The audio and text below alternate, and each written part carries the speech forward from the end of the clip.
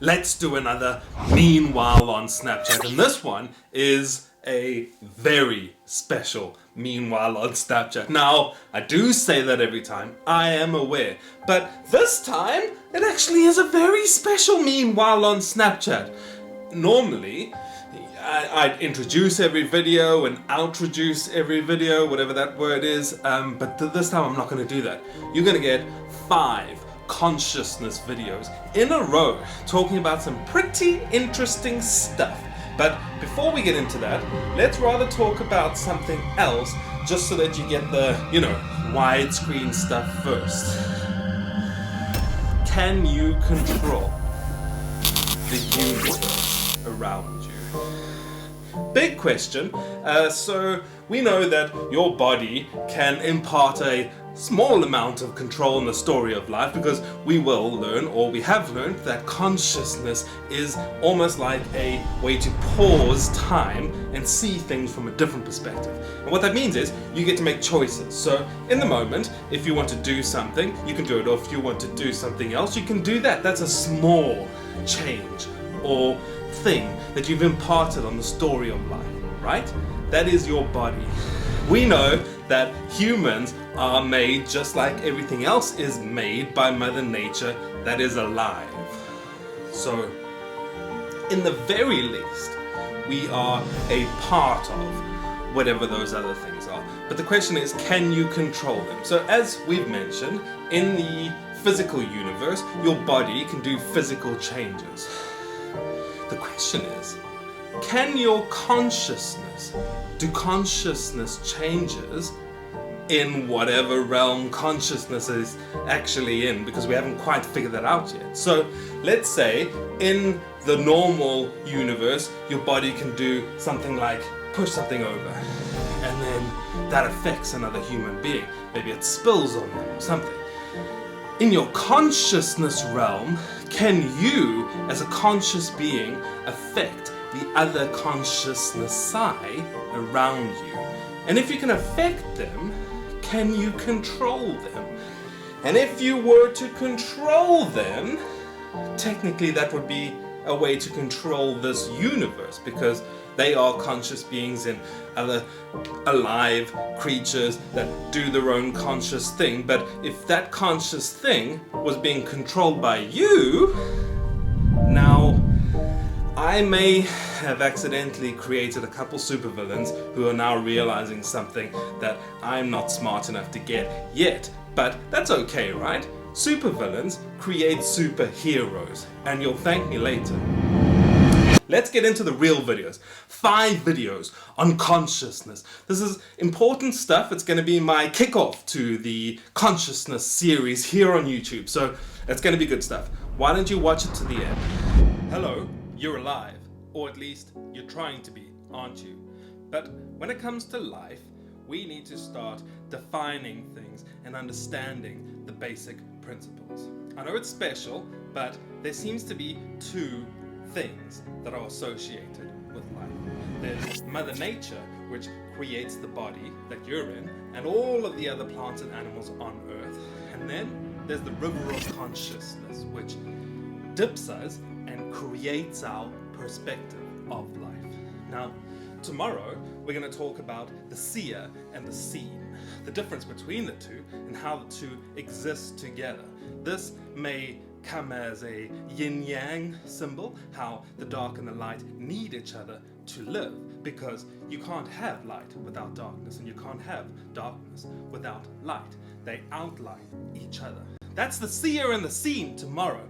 And then we're going to get onto something nice and small the next day, your destiny, which, big things about consciousness, but we need to start somewhere. So let's start thinking about Mother Nature, which we haven't done before, unless you count talking in the Amazon, when you go to the teaching medicines and you meet the Mother Goddess, which seems to sound a lot like Mother Nature. That's the one recipe. And then the river of consciousness, the other thing that you can connect with things like ayahuasca and DMT, which your mind already creates, by the way, a chemical, which might explain our consciousness. Because if we have this DMT chemical, which creates consciousness, let's pretend, and then you do DMT, or ayahuasca, you flood it with DMT, you get an even bigger conscious experience.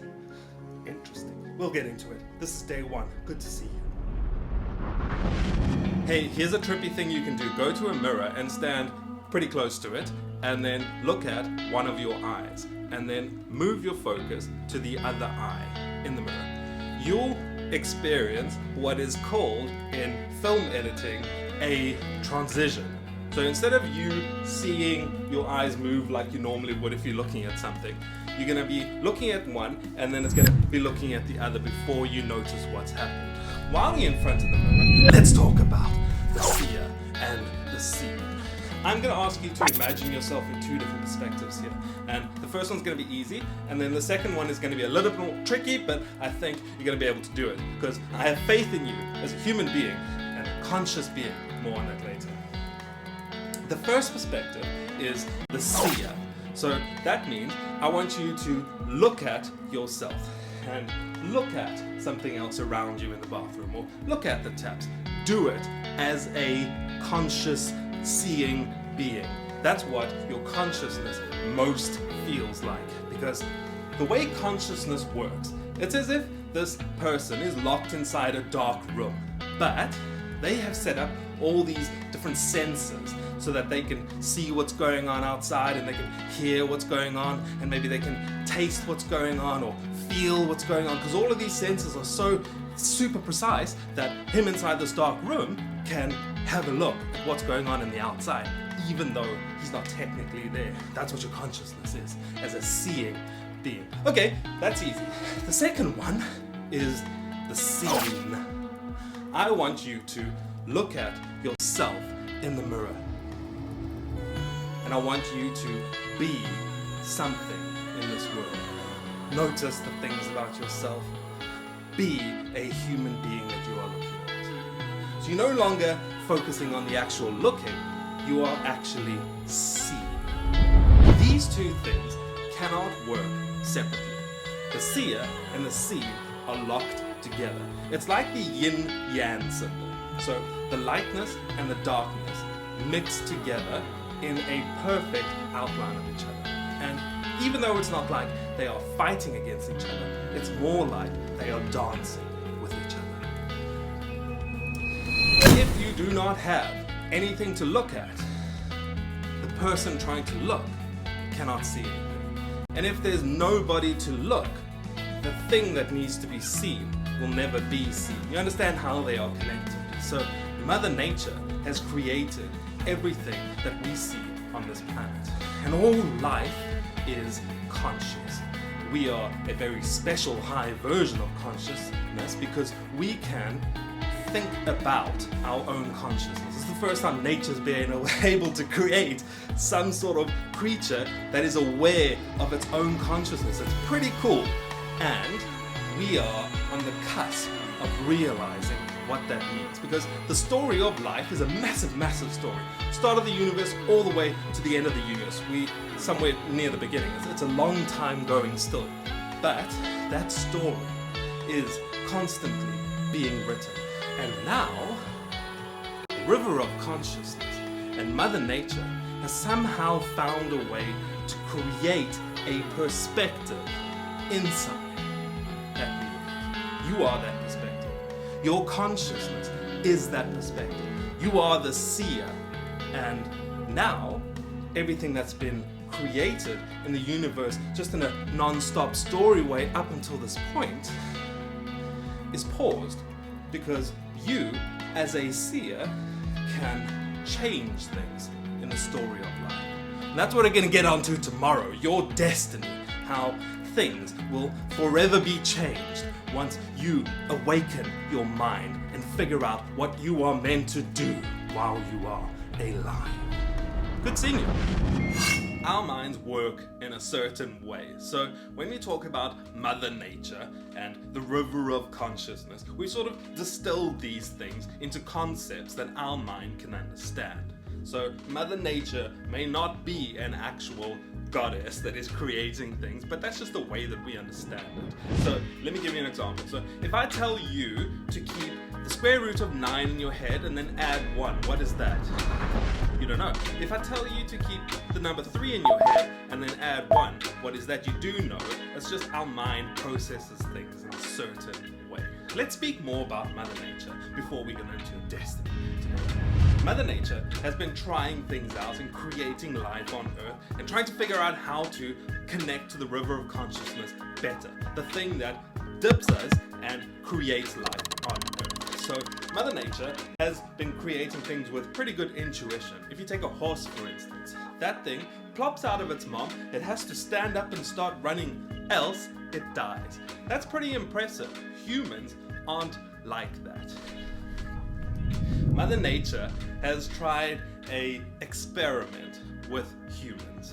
The difference is humans come out pretty much half-baked because Mother Nature is expecting the parents, being conscious beings, humans already, to look after this child, nurture this child, and place different things that are important in the early stages of life. So what that means is humans can be vastly different. Humans can do vastly different things. Humans are amazing things. We are different to the other animals and plants on Earth.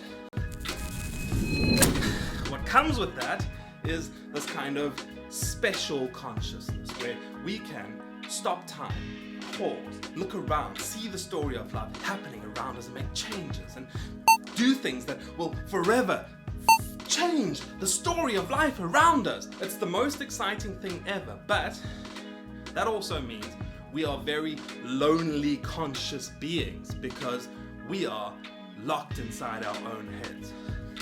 Your destiny is global consciousness. Imagine a blade of grass. Do you think that blade of grass is upset with the blade of grass next to it? Or do you think that some of the blades of grass are secretly trying to hurt some of the other blades of grass? No, grass is an entity.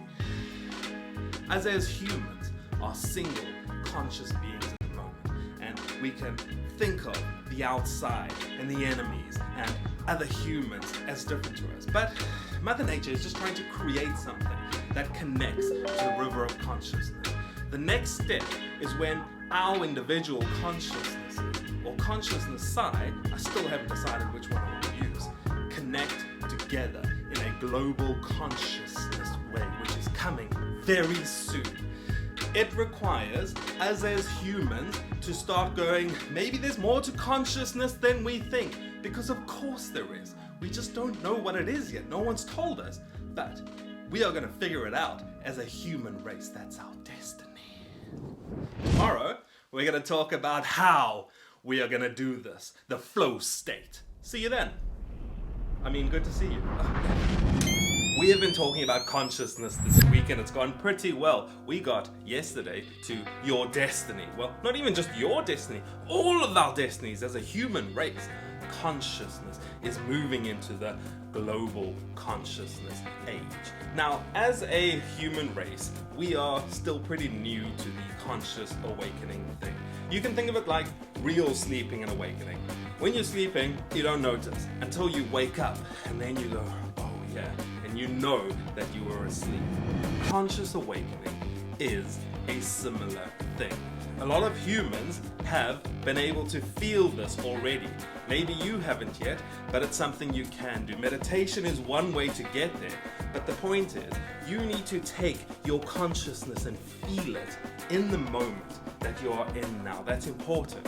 The time is important. The moment that you're in, feel that linked to your consciousness.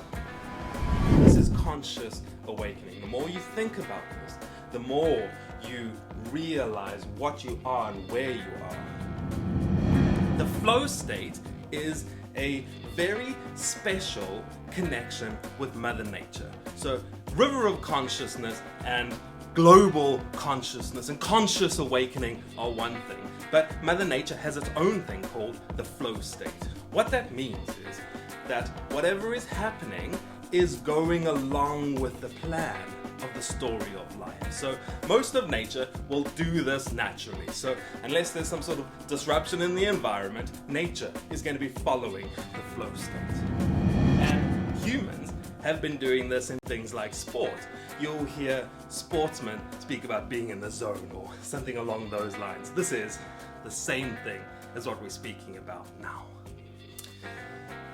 When you take the two, conscious awakening and the flow state, you are mixing the perfect version of the river of consciousness with the perfect version of Mother Nature, and we are going to get global consciousness.